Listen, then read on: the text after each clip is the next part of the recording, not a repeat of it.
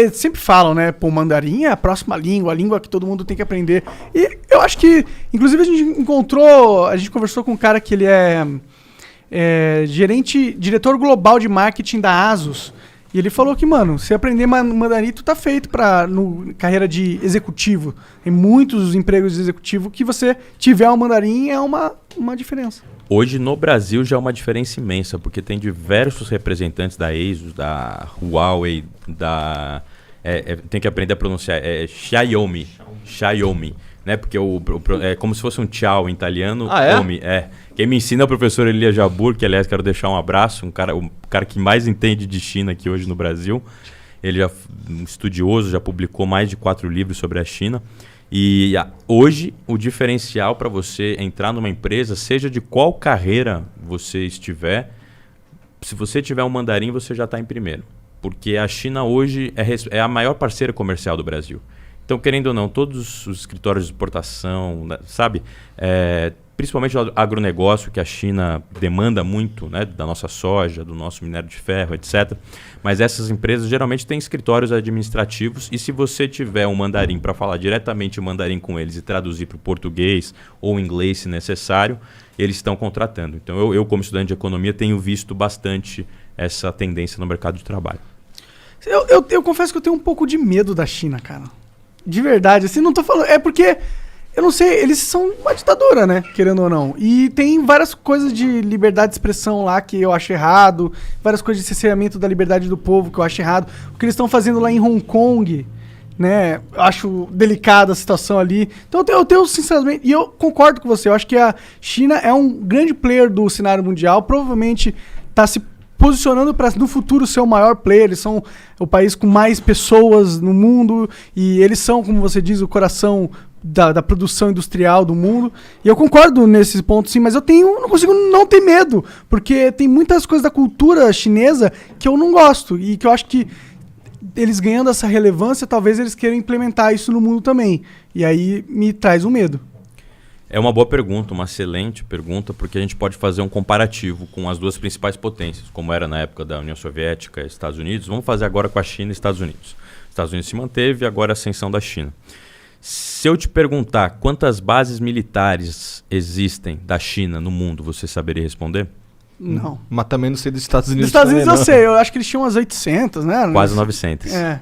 Então, assim, primeiramente, ou seja, a China, ela tem um costume que é... Primeiramente, que ele é basicamente fundamentado no confucionismo.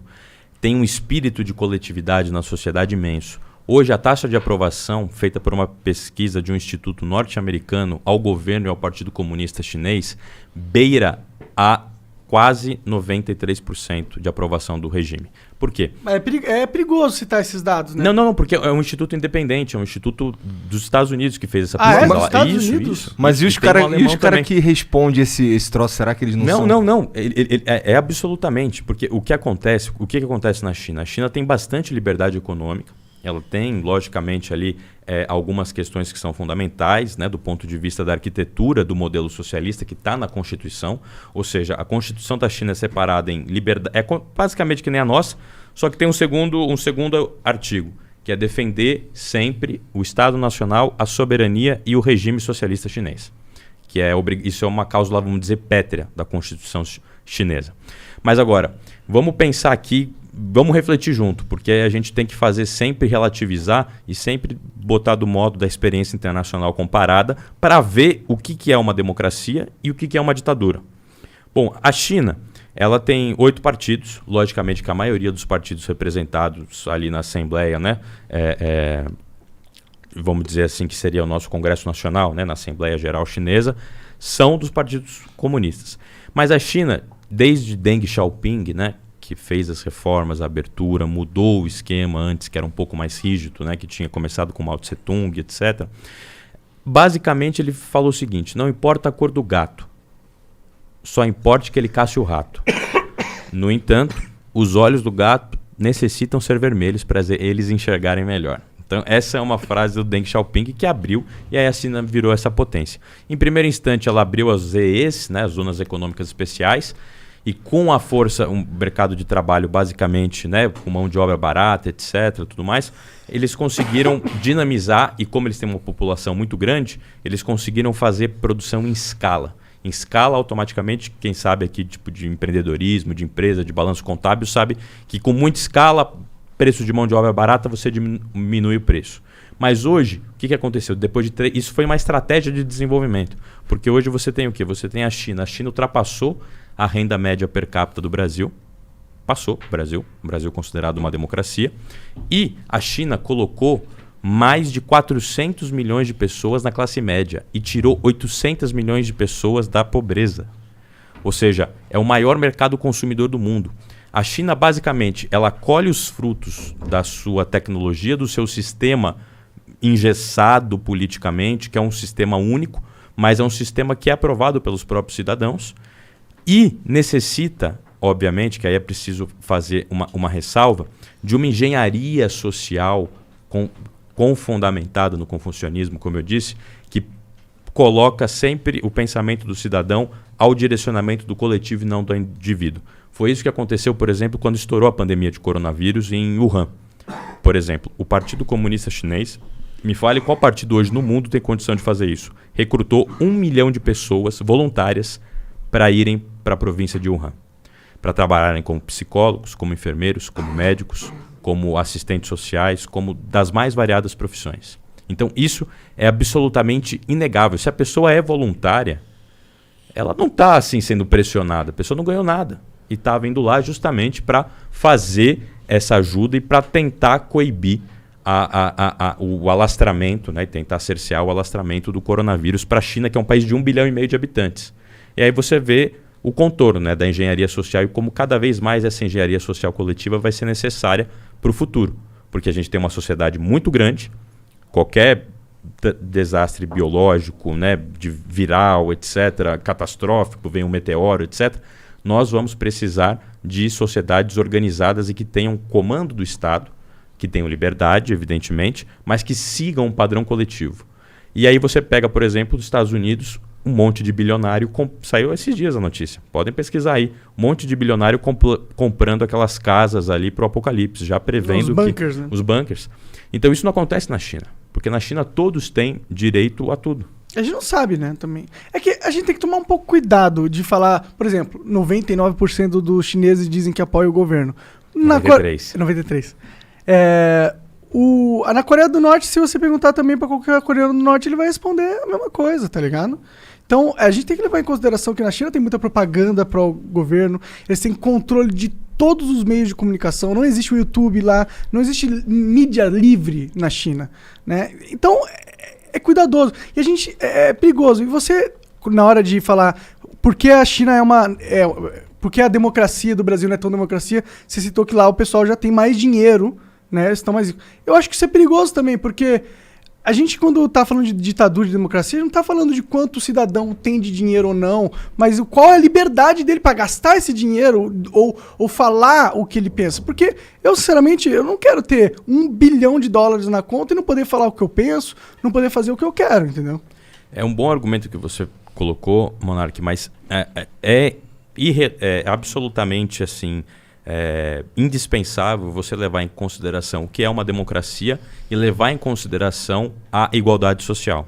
Por quê? A democracia, nos modos ocidentais, ela foi construída a partir da Revolução Francesa.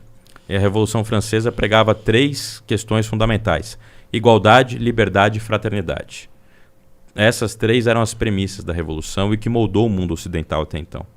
Quando você olha no Brasil, você tem 38 milhões de desempregados, mais de trabalhadores informais.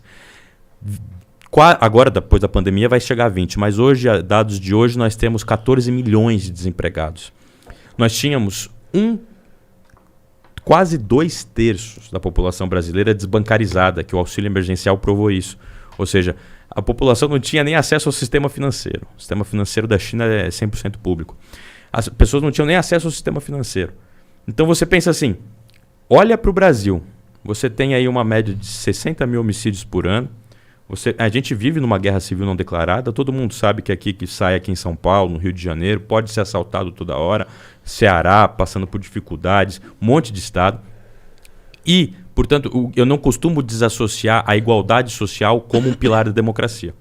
Eu costumo colocar como um dos pilares, não só. Logicamente que a liberdade é fundamental, logicamente que a liberdade de expressão, a liberdade de culto, a liberdade de ser quem você é. Mas, comparando aqui com os Estados Unidos, vamos fazer porque eu acho que a China precisa ser comparada com o maior país do mundo, que é os Estados Unidos. O que os Estados Unidos está vivendo hoje? Os Estados Unidos é uma democracia. Olha o George Floyd. Olha o que a polícia fez lá com ele. Matou. Olha o que um extremista armado fez matou 3 manifestantes que estavam em protestos antirracistas. Olha, os Estados Unidos possuem 872 bases militares no mundo. Você sabe a Primavera Árabe?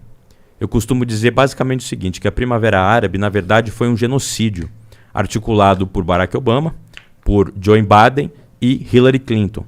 Sabe quantos, se a gente for calcular em termos gerais, cidadãos árabes, seja da Líbia, seja da Síria, seja, enfim, dos diversos países que deflagraram ali aquelas manifestações, revoluções, pseudo-revoluções, etc., 10 milhões de pessoas. Quem nunca se chocou com a imagem da criança síria na praia, morta? Quem nunca se chocou com a outra imagem do menino que tinha sido resgatado dos escombros, que ele estava chorando? Isso aí todo mundo viu no YouTube, isso aí rodou o mundo. Você sabe o que é isso? É os Estados Unidos financiando a Frente al-Nusra, financiando o Estado Islâmico, que era a oposição da Síria, né, para derrubar o regime sírio simplesmente por quê? Porque eles queriam colocar alguém que era do interesse deles, porque na Síria é um porto estratégico onde passa o gasoduto russo. E por isso que o Vladimir Putin, chegou e falou, não, vamos entrar na Síria a gente não abre mão. Ele só interviu na Síria, na Líbia, em todos os países da Primavera Árabe, ele só interviu na Síria. E aí tem isso, a Síria, você sabe que sabe que a Líbia, antes do Muammar Gaddafi ser morto, ela tinha o melhor IDH da África. Hoje é um país que exporta escravos, voltou para o século XIX. O que é isso? Você sabe que a Síria é um país que tinha um Estado laico, tinha um Estado absolutamente que comportava os aladistas, você tinha ali, lógico, né, o Islã, você tinha católicos. Hoje o Estado Islâmico decapita católicos ou cristãos na Síria. Olha as cenas desses meninos. E tudo isso por quê? Por intervenções dos Estados Unidos, do ponto de vista geopolítico, para a manutenção dos seus interesses. Então, salve, salve família. Muito bom esse corte que você assistiu, né? Mas a gente precisa agora falar sério, cara. Vamos aprender inglês pra mudar de vida, pra chegar longe aí, cara, ser um cara muito foda. wiseuponline.com.br/flow tá aqui na descrição. É onde você vai aprender inglês de verdade. Mais de 300 horas de conteúdo. Tem documentários gravados em restaurantes, aeroportos e lugares que você vai provavelmente ter que passar quando você for viajar. Então, se você quer aprender inglês de uma forma prática, quer aprender rápido e não tá pagando muito, wiseuponline.com.br/flow, que ainda ajuda a gente.